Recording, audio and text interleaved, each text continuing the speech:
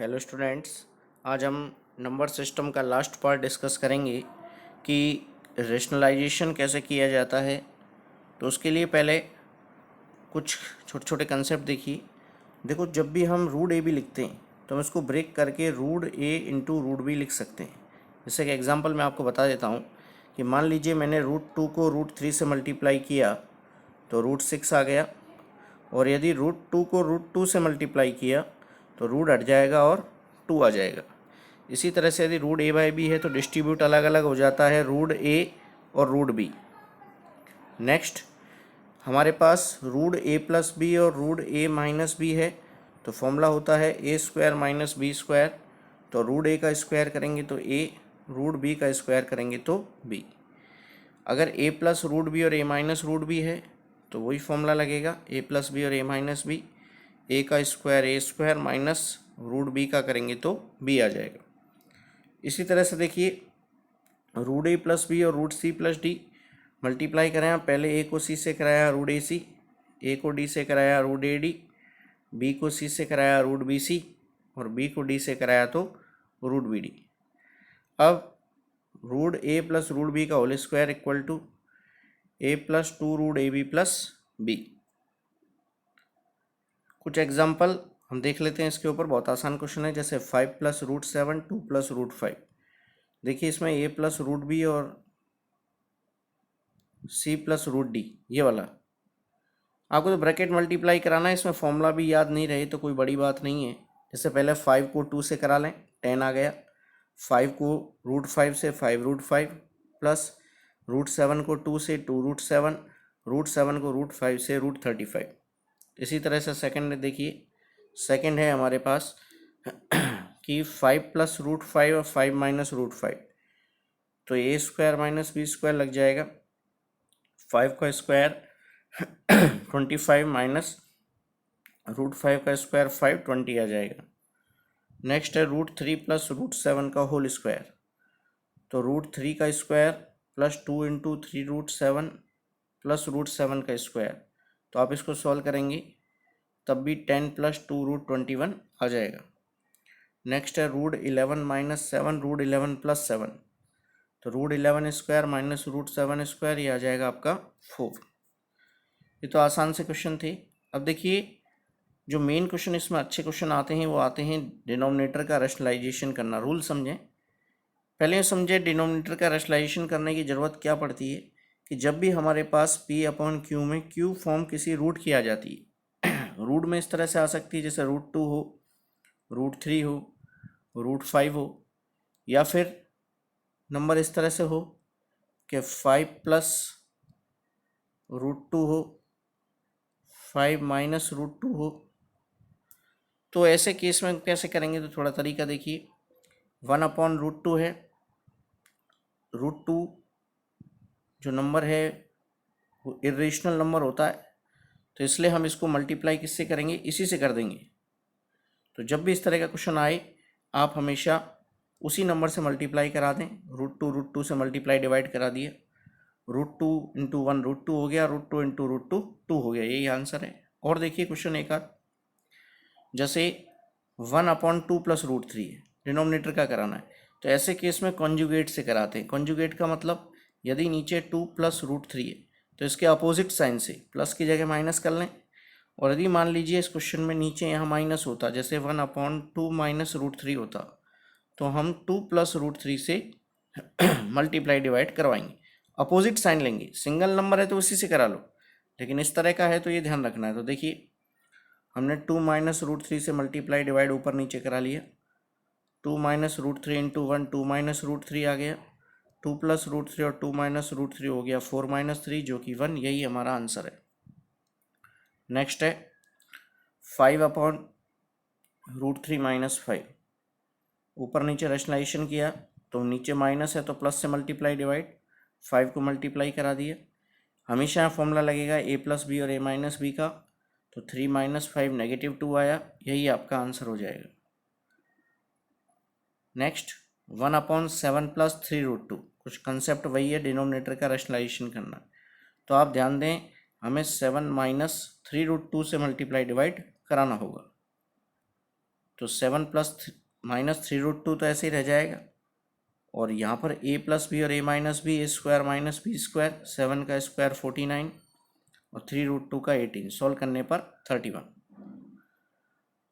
तो ये ऐसा क्यों करते हैं, इसका रीज़न भी है। जनरली ये जो नंबर होते हैं अनस्टेबल नंबर होते हैं, यानी नीचे रूट नहीं आना चाहिए डिनोमिनेटर में, तो इसलिए हम इसका रैशनलाइजेशन कर लेते हैं जिससे रूट रिमूव हो जाता है और ये एक स्टेबल नंबर बन जाता है। बस यही इसका रीज़न है। कुछ क्वेश्चन यहाँ मैंने दिए हैं आपके सामने, इनको आप सॉल्व करें। एक्सरसाइज 1.5 है।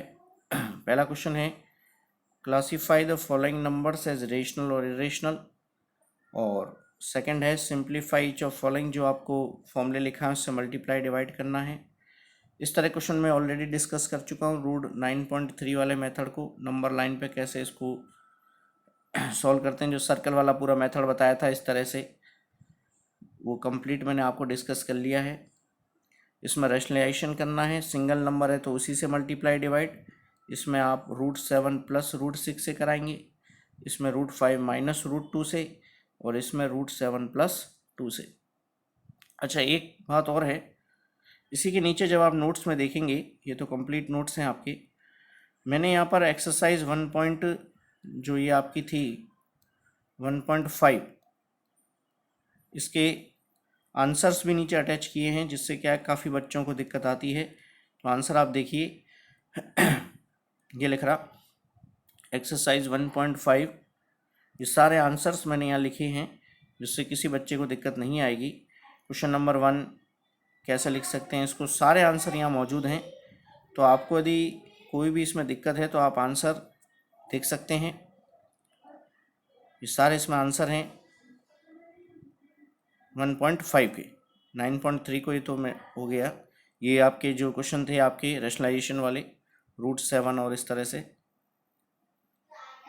ये रहे सारे आंसर हैं। नेक्स्ट टॉपिक देखिए अब इसमें,